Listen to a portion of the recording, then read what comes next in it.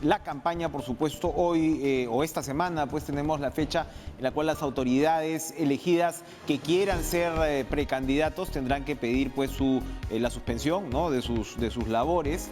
Y bueno, se anuncia pues que varios irían, pero uno que no estaba en esa lista es, por supuesto, el ex primer ministro Pedro Cateriano, quien se afilió, se inscribió a Todos por el Perú. Pero ahora mismo, pues lo que ha ocurrido, por supuesto, otros personajes, digamos que han llamado mucho la atención, como el ex gobernador de Ica, Fernando Sillonis, también recaló en este partido, que por supuesto ahora pues seguramente entrará a su temporada de internas. Pero hoy mismo, pues en audiencia pública se ha evaluado pues esta disputa entre facciones, ¿no?, dentro de este partido. Y lo primero que le vamos a preguntar, porque no habíamos podido conversar con él luego de su inscripción, a Pedro Cateriano, es, bueno, ¿en qué va a quedar, don Pedro? Buenas noches, esta situación del partido y si es que los inscritos, los flamantes inscritos... Va a quedar en lo que el Jurado Nacional de Elecciones resuelva. Como hombre de derecho, naturalmente acataré la resolución del jurado, eso es lo que corresponde.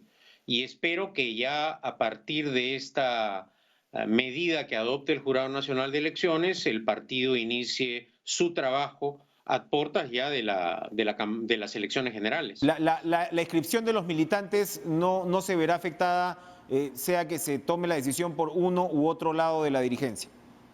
Bueno, eso ya es un tema interno del partido que tendrá que esperar la resolución del jurado, Enrique, sí. Muy bien. Bueno, cuéntenos, ¿qué es lo que va a poner Pedro Cateriano sobre la mesa electoral?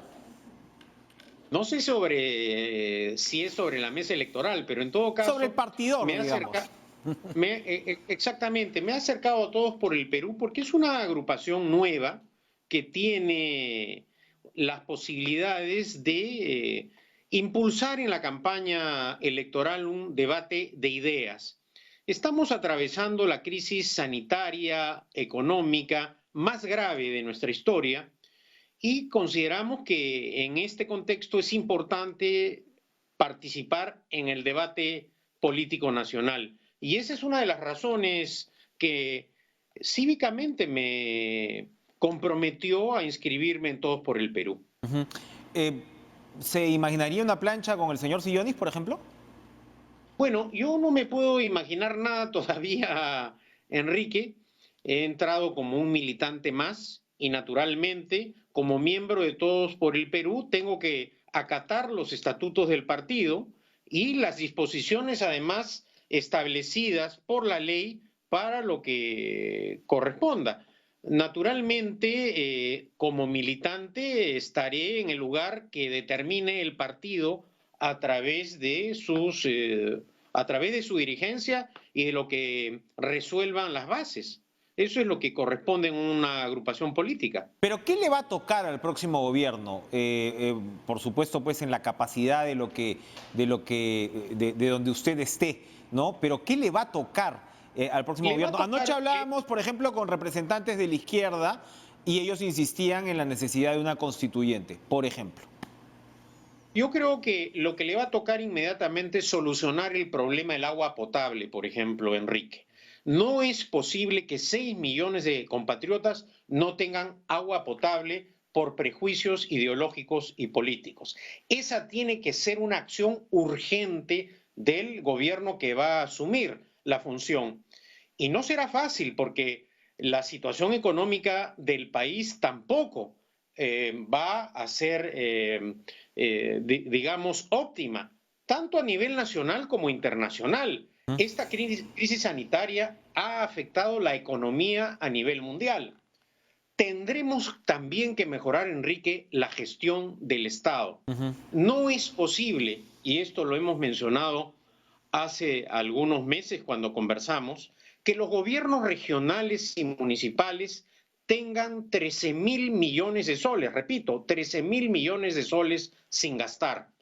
Ese dinero se ha podido invertir en salud, en educación, en vivienda y en agua potable.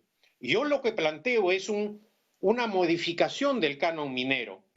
Como el Estado fracasa en la gestión de los dineros, creo que el 50% del canon debe ir directamente a la gente, directamente al poblador que vive en la zona de influencia de la mina. ¿Para qué? Para que gaste en la educación de sus hijos, en la construcción de una vivienda y en la salud de la familia. No para darle dinero y que se compren sus chelitas ni sus televisores plasma. No, no, no. Fideicomisos que le permitan, con el aval del Estado, construcción de viviendas, repito, agua potable, educación y salud. No es posible tampoco que grandes regiones del Perú donde hay un progreso no exista electricidad, Enrique. Entonces esos son temas de urgente solución que el país ha podido apreciar a raíz precisamente de esta crisis sanitaria. Bien. ¿Cómo, además, son reformas muy puntuales, ¿no? Importantes, que yo creo que va a ser lo necesario en la campaña, poder traducir el mensaje de las formas lo más concretas posibles? Porque anoche, entre otras cosas, hablábamos también con un experto en tecnopolítica que decía que la ciudadanía ya no quiere saber nada de los políticos. Usted es un político profesional en ese sentido. ¿Cómo desmarcarse y traducir mensajes como los que usted está enunciando ahora? Bueno, el ciudadano sabe que hablar es muy fácil, predicar también es fácil. El problema es ejecutar, hacer las cosas. Por ejemplo, tenemos el caso del teleférico de Choquequirao. Sí. Choquequirao en el Cusco puede generar un despegue del turismo. No tiene la misma dimensión que Machu Picchu, pero es un centro arqueológico bellísimo que podría impulsar el turismo no solo en la región Cusco. Bueno, el gobierno regional del Cusco, o los anteriores gobiernos regionales, para ser más exactos, y los alcaldes provinciales y distritales de Apurímac y el Cusco, por un enfrentamiento absurdo, han demorado muchos años en la ejecución de este proyecto. ¿Y por qué lo digo? Casi al mismo tiempo se inició la construcción del teleférico de Cuelap. En Cuelap se pudo construir el teleférico y en el Cusco, por razones políticas, ese teleférico sigue, ese proyecto trabado. Bueno, hagamos ese teleférico en 2 etapas, de Apurímac a Choquequirao y luego de Cusco a Choquequirao. De esta forma, ese proyecto podrá, repito, impulsar el turismo en la zona. En otras regiones del Perú hay la posibilidad de fomentar también el turismo. Tenemos la zona de los manglares en Tumbes, que son zonas vírgenes porque no han estado, debido precisamente al conflicto que tuvimos en el pasado con el Ecuador, que ya se solucionó. Se podría ahí establecer una zona de turismo ecológico que impulsaría a la región.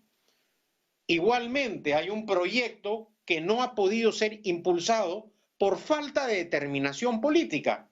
La construcción del tren Guayaquil-Piura, que interconectaría toda la región norte del país con el sur del Ecuador. Y a su vez, la posibilidad de exportar energía. Al Perú le sobra energía, a Chile le falta energía. Podríamos interconectarnos en el sur, en Tacna, para vender energía a Chile. También podemos interconectarnos naturalmente con el Ecuador. Es decir, proyectos existen, estudios hay. Lo que falta es decisión, determinación. Y en un contexto tan grave, hay que debatir estos temas. Yo sé que es importante cantar, bailar, jugar fulbito, pero el elector en las próximas elecciones generales tiene la posibilidad de elegir y de evaluar quién puede concretar todos estos proyectos. Transporte público, Enrique. No puede ser posible que Lima carezca de un sistema de transporte público. Hace algunos años, el Ecuador, en Quito específicamente, empezaron más tarde los proyectos de transporte público.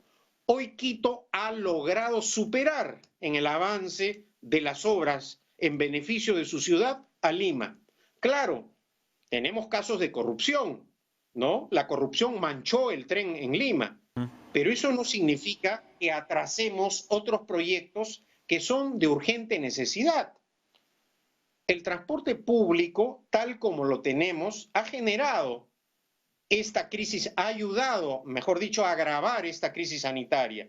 Y si a eso le sumamos la carencia de agua potable, que los hospitales no están bien equipados, bueno, todo eso es de urgente necesidad de solucionar. Y eso debemos debatir.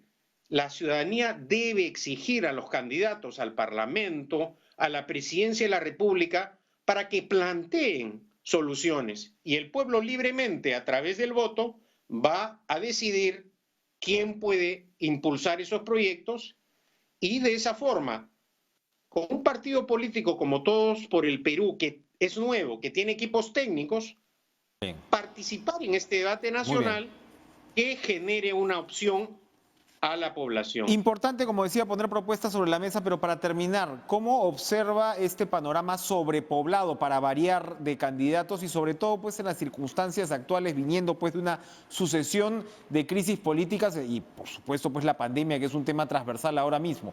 ¿Cómo hacer en todo caso para poder levantar la cabeza en medio de ese panorama? Me refiero pues como candidato. Es un panorama complejo porque, por ejemplo, nosotros creíamos que reemplazando al Congreso disuelto íbamos a tener un parlamento que no repitiera los actos reñidos o violatorios del orden constitucional que cometió el disuelto.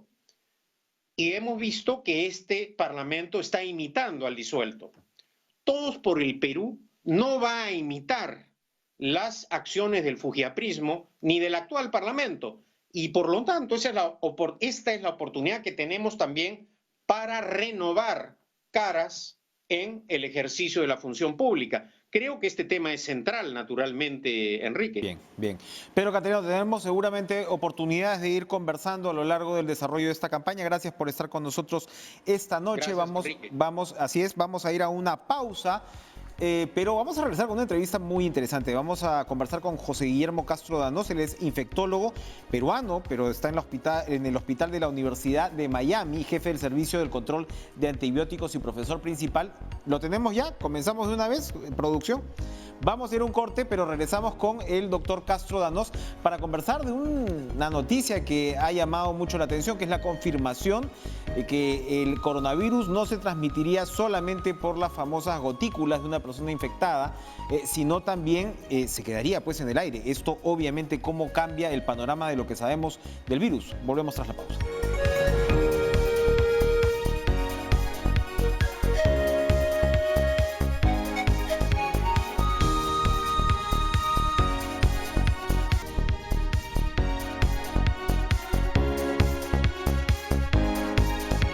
Una larga carta publicada en la revista Science ha llamado la atención, ha sido reproducida en muchos medios noticiosos el día de hoy porque un grupo significativo de científicos urgen a las autoridades a ser mucho más tajantes con el reconocimiento del contagio vía aerosoles, es decir, no solamente las famosas gotículas de un enfermo que pueden ingresar directamente a boca, ojos o nariz de quien está al frente, sino que el virus se queda en el aire, suspendido, dicen, a 5 metros en partículas, que explicaría un contagio tan masivo como el que se ha visto pues en estos últimos meses. Estamos, como les había anunciado, con el doctor José Guillermo Castro Danos, médico infectólogo del Hospital de la Universidad de Miami, jefe del Servicio de Control de Antibióticos y profesor principal. ¿Cómo está, doctor Castro Danos? Gracias por estar con nosotros nuevamente. Buenas noches, Enrique. Su opinión sobre este tema que, digamos, ya se sabía cuando se reitera que las casas deben estar ventiladas, incluso muchos habían recomendado mascarillas dentro de las casas, pero esto ha sido bastante contundente, la noticia de hoy. Así es. Mira, el tema en discusión ha estado, ha sido materia de discusión por relativamente bastante tiempo. Hace unos meses, investigadores chinos demostraron que unas personas en un restaurante que estaban en una habitación diferente de otros infectados se contagiaron hicieron los cálculos y probablemente las partículas virales suspendidas en el aire, que básicamente es la definición de aerosol, contagiaron a estas personas que estaban en otro ambiente. Y la única explicación fue de que el virus podría tener una forma de, podría infectar en forma de aerosoles. Hay que tener presente que, como muchas cosas en biología, se trata de rangos y lo que probablemente sea mejor entendible es de que este virus probablemente mayormente se transmite por gotas, pero hay un factor de transmisión por aerosoles. ¿Qué grande es ese factor? Está por discutirse, pero yo creo que ha quedado bien claro con las investigaciones que se han hecho, con los casos que se han hecho, con el modo de que se ha contagiado y se ha esparcido a través del mundo, que probablemente el mecanismo de gotas no era suficiente y hay un componente de aerosol. Si es que, digamos, nos guiamos por este tema del aerosol independientemente de las comprobaciones que se tengan que hacer, ¿por qué un virus sobreviviría, entre comillas, o podría ser contagioso vía aerosoles con mucho más, digamos, intensidad en sitios cerrados que en sitios abiertos? ¿Por qué se disuelve más rápidamente el virus? Porque se está hablando incluso que se puede mantener a 5 metros incluso del potencial infectado. Claro, para tener una idea de lo que significa el tema de los aerosoles, primero pensemos las partículas. Las partículas, si uno pudiera ver cuando una persona habla o aún más canta, habla en tono fuerte, despide partículas de diferentes tamaños. Estas partículas caen al piso. Ahora, cuando las partículas son muy pequeñas, no caen, quedan suspendidas en el aire, en el ambiente. Al quedar suspendidas en el ambiente, van a ser infecciosas por un tiempo determinado de horas. El ejemplo clásico que usamos con los estudiantes es el ascensor. Usted sube a un ascensor, en el ascensor no hay nadie, tiene confianza de que nadie va a contagiarlo por una enfermedad que se adquiere por aerosoles. Pero si en ese ascensor ha habido alguien enfermo y ha tosido, esas partículas se quedan suspendidas en el aire. Usted entra y tiene altas posibilidades de contagiarse. Esa es la importancia. ¿Cuánto tiempo se quedarían las partículas en el aire? De los 2 metros. 2 metros, 1 metro a 2 metros es lo que se supone el rango en que una partícula va a caer al piso. ¿Cuánto tiempo puede quedarse una partícula en el aire, doctor? Sí, se mantiene en el aire. ¿Cuánto tiempo puede quedarse en el aire? Bueno, eso depende de las corrientes de aire. Recuerde, los virus, a diferencia de las bacterias, no necesitan, digamos, no son exactamente organismos vivos. Pueden mantener por un tiempo indeterminado en un estado latente hasta que ingresen a una célula y se reproduzcan, a diferencia de las bacterias. Ahora, los virus pueden ser desnaturalizados, que es el tema más correcto que matados, digamos, por la luz ultravioleta, por cambios de temperatura, diferentes grados de temperatura, diferentes grados de humedad. Es por eso que los ambientes exteriores son relativamente más seguros, dependiendo de la densidad de gente, porque hay corrientes de vientos que esparcen y disuelven estas partículas virales. Pero si usted encuentra, al revés, entra a un ambiente cerrado, donde han habido algunas personas infectadas, en ese ambiente no hay ventilación apropiada, podemos imaginar que hay una densidad grande de virus. Bien. Ahora, aprovechando, doctor Castro Danos, que usted está en el epicentro de una discusión pues grandísima ahora mismo con la campaña estadounidense, la vacuna como una suerte de arma política también en estas circunstancias, Pfizer diciendo no nos vamos a apurar, en fin, lo que ya sabemos de Donald Trump, ¿qué nos puede decir con respecto a los avances de la vacuna? ¿Qué tan certera es esta fecha del primer trimestre del 21 o si es todavía pues una esperanza un tanto inflada? Con respecto a la vacuna, que el proceso de desarrollo es similar a cualquier medicamento, eh, hay dos aspectos a evaluar. Uno es qué tan efectivo es el medicamento o la vacuna, y el segundo, qué tan seguro que no les va a producir a las personas efectos colaterales. La efectividad, qué tanto protege. Hay la tendencia a asumir que una vacuna para aprobarse debería tener una efectividad, o sea, una protección del 100%.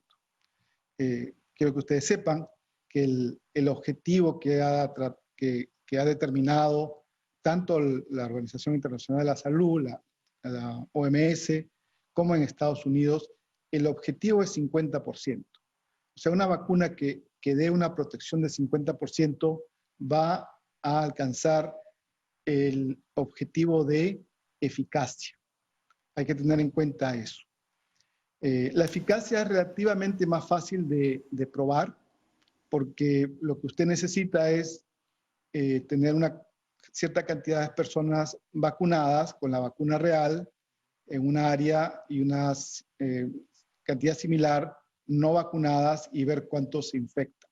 Entonces, a diferencia de lo que se piensa que las compañías farmacéuticas o los gobiernos tienen control de eso, la única forma de determinar efectividad es cuando un número crítico de personas se hayan infectado, para poder determinar cuántos de los que tuvieron la vacuna se infectaron y cuántos de los que no tuvieron la vacuna, que les dieron el placebo. Se infectaron. Eso determina la efectividad. El tema un poco más complicado es qué tan segura es la vacuna. Y para eso lo más recomendable es un seguimiento más largo, porque no sabemos qué puede pasar unos meses después. No se sabe si una infección posterior a las personas vacunadas podría ser contraproducente. En la naturaleza hay ejemplos poco comunes, pero existen, en que las segundas infecciones de un germen son más severas que las iniciales. El ejemplo clásico es el dengue. El dengue que infecta a cualquier persona por primera vez es una enfermedad viral, molesta, da fiebre, puede dar una erupción en todo el cuerpo. Pero si esa persona se infecta con una segunda variedad de dengue, ahí ocurre o puede ocurrir el dengue hemorrágico, que puede ser mortal. Por eso es que, a diferencia de otras enfermedades que cuando da la segunda infección con una variedad de germen, usualmente son atenuadas, no siempre es así.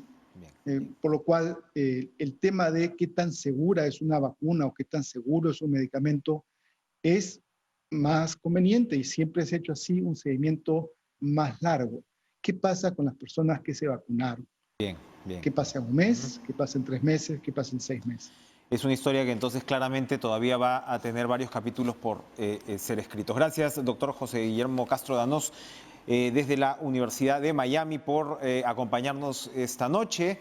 Muy interesante, y de inmediato vamos a darle paso a la expresidenta también del Consejo de Ministros, Beatriz Merino, a quien saludamos esta noche. ¿Cómo está usted, Beatriz? No le voy a preguntar si se alcanzó a inscribir en algún partido. No, yo estoy dedicada ahora, desde hace 5 años, en realidad casi, a actividades más bien de carácter académico. Yo presido la universidad César Vallejo, y estoy ahí dedicada a eso. No, a la formación de los futuros peruanos. Muy bien, pero se lo preguntaba porque ha habido sorpresas de todas maneras en esta justa. Habría que descartar de todas maneras esa pregunta. Su amigo Pedro Cateriano fue uno de los que nos dio una sorpresa. Acabamos de conversar con él hace algunos minutos. Pero ya descartando esa posibilidad, lo primero que quería preguntarles, ¿cómo ve este panorama electoral en una situación tan compleja, con 24 partidos, con posibilidad de participar? la derecha atomizada, la izquierda ni qué decirlo, y el desafío gigantesco que tenemos al frente?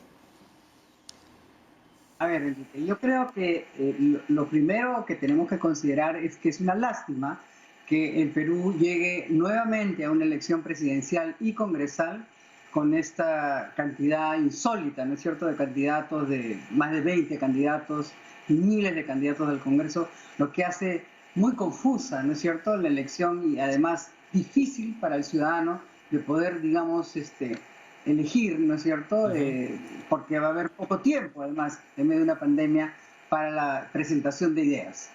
Esto es lamentable y esperamos que en el futuro, ¿no?, la reforma política que se empezó recién en estos años nos lleve a un escenario diferente donde, por ejemplo, el Congreso pueda establecerse en la segunda vuelta, de tal manera que el presidente, el elegido en la primera vuelta, pudiese ser, digamos, formar mayoría en el Congreso en la segunda vuelta. Como van las cosas, ¿no?, podríamos tener un presidente, qué sé yo, con 13 o 14% de aprobación en primera vuelta, y eso sería pues muy lamentable porque no alcanzaría, ¿no es cierto?, una mayoría que le permita no solo salir de la pandemia, reactivar el Perú, construir consensos y estaría nuevamente pues, de alguna manera secuestrado por un Congreso, que yo espero pues que no ocurra, ¿no? Yo espero que el ánimo de consenso se instale entre los congresistas que ingresen en el próximo Congreso. Bien, ahora, vamos hablando del tema económico porque hay mucha preocupación con respecto pues a la famosa fase 4, ¿no? A los pendientes, ni qué decir, que ya sabemos que el tema pues educativo, en el caso de universidades privadas han podido desarrollar todo el tema de las plataformas Zoom y demás, pero de todas maneras también va a tomar un tiempo el tema de las clases presenciales. En lo inmediato, ¿cómo observa la reapertura o el impulso económico en momentos tan complejos como este? Mire, Enrique, lo nuevo, lo diferente, ¿no? Y vamos a explicar las razones, es que la recuperación del Perú, la recuperación económica, va a ser, digamos, más rápido de lo que pensábamos.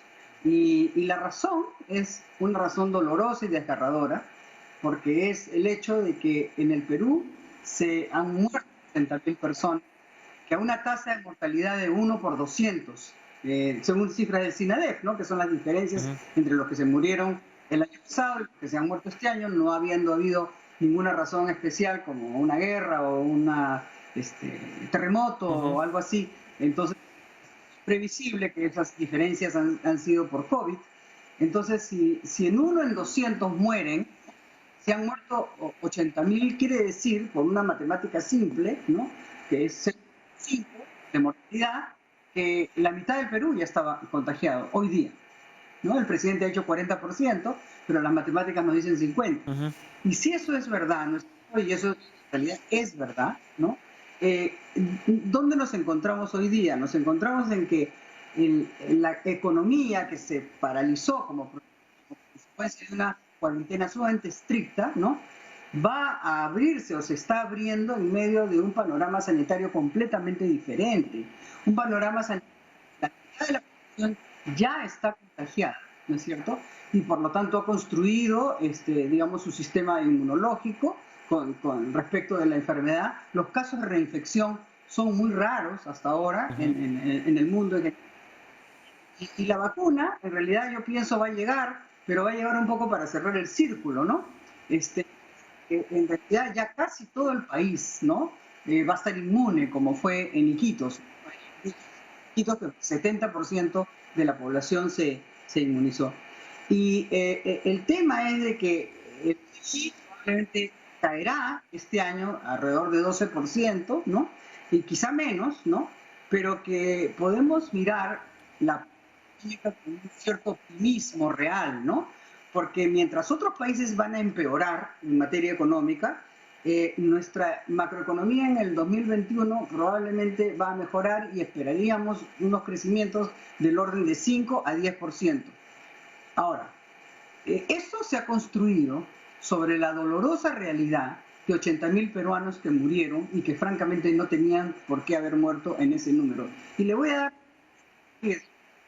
En los Estados Unidos, que tiene una población 10 veces mayor, hay 330 millones de norteamericanos. Hasta el día de hoy hay aproximadamente 7.5 millones de contagiados. En el Perú habrían 16. Perú hoy día tiene el triste,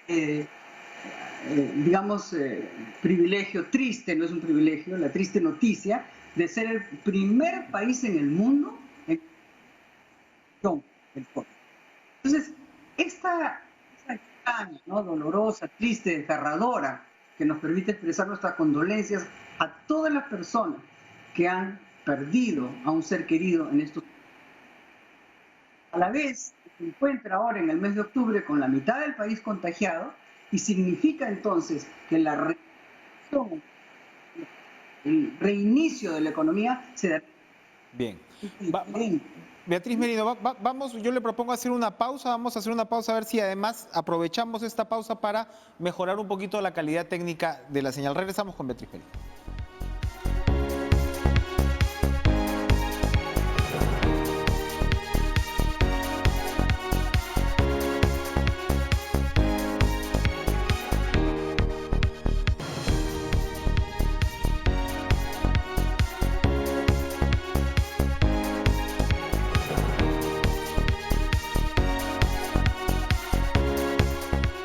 Estamos con Beatriz Merino. Antes de la pausa, usted, Beatriz, señalaba que, bueno, básicamente que no nos habría podido ir peor, y eso de repente tiene pues un lado positivo en la reactivación económica. Pero dijo usted que el Perú había sido el primer país que, ¿qué? Porque ahí justo se nos fue el audio. Claro, el Perú ha sido, digamos, el país que ha logrado... ¿Aló? Sí.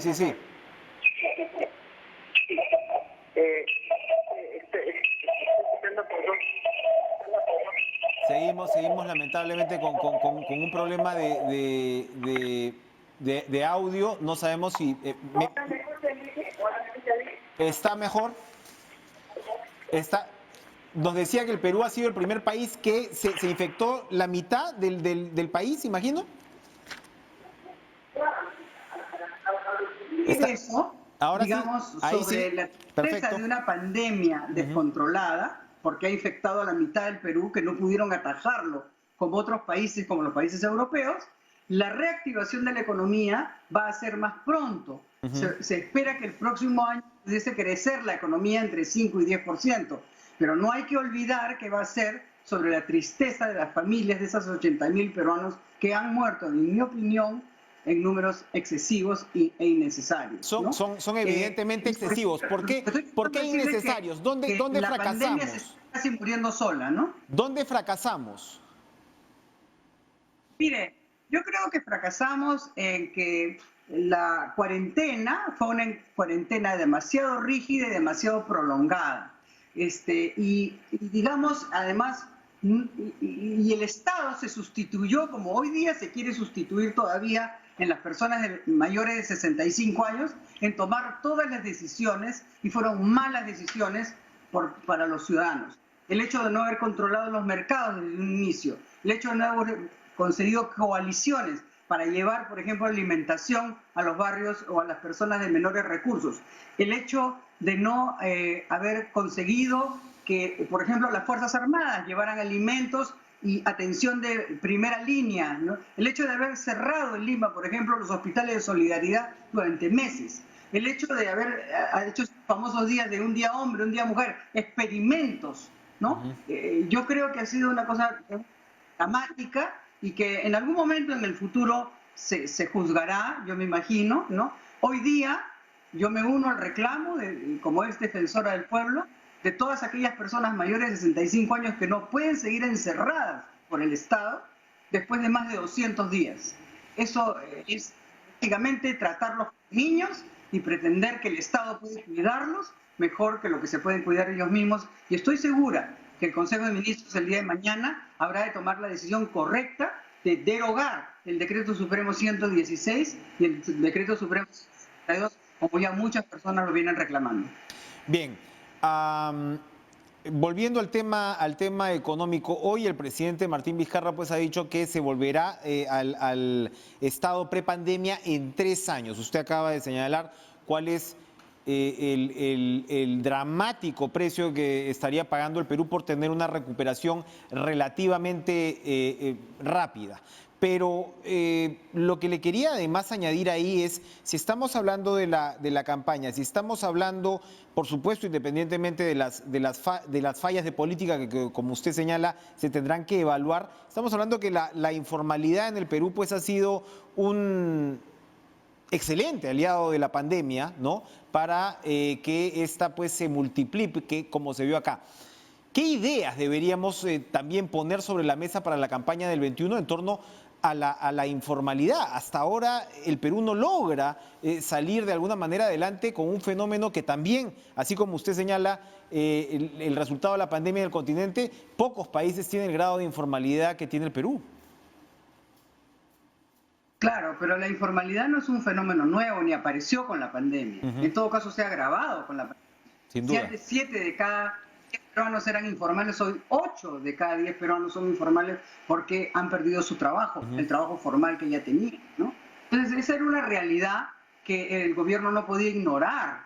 Entrando a la pandemia sabía que esa era nuestra realidad en el Perú. Ahora, volver al nivel económico prepandemia significa que todo se debe hacer bien de ahora en adelante.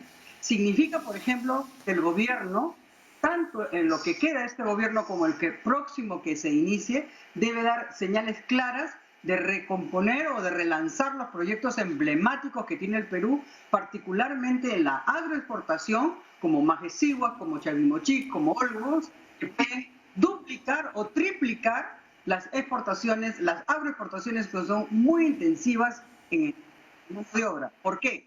Porque el problema no va a ser por la producción, no ha habido quiebras masivas de empresas, lleno de quiebras masivas de empresas. Reactiva Perú inyectó 60.000 millones de dólares a la economía, a la producción, y se convirtió en una especie de respirador que le dio oxígeno a las empresas peruanas. Y por eso no han quebrado masivamente. Pero esos 60.000 millones de soles tendrán que ser repagados, ¿no es cierto?, en el curso de los próximos años. Y por otro lado, si tenemos que relanzar, ¿por qué? Porque los motores de relanzamiento serán la agricultura y la minería. Que la minería no da trabajo intensivamente, pero sí da divisas y da también impuestos, para cuentas del...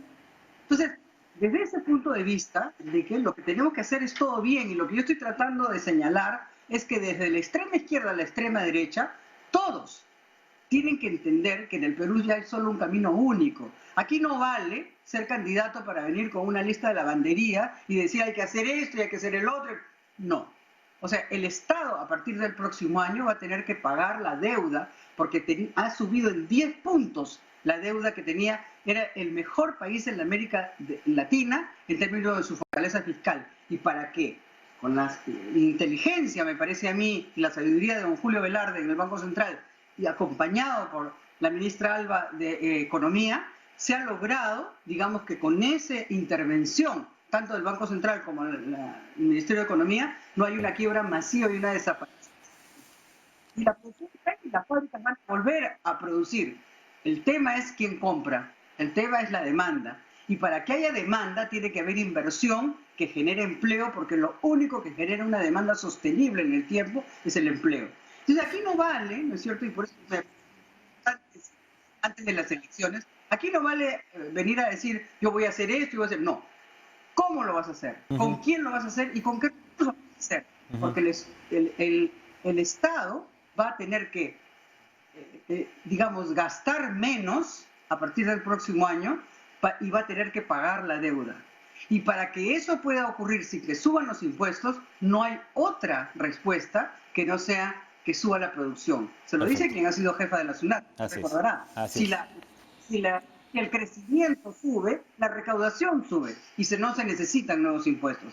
Entonces yo creo que aquí tiene que haber un alineamiento, ¿no es cierto? Y un pensamiento muy profundo de la situación en la que el Perú se encuentra.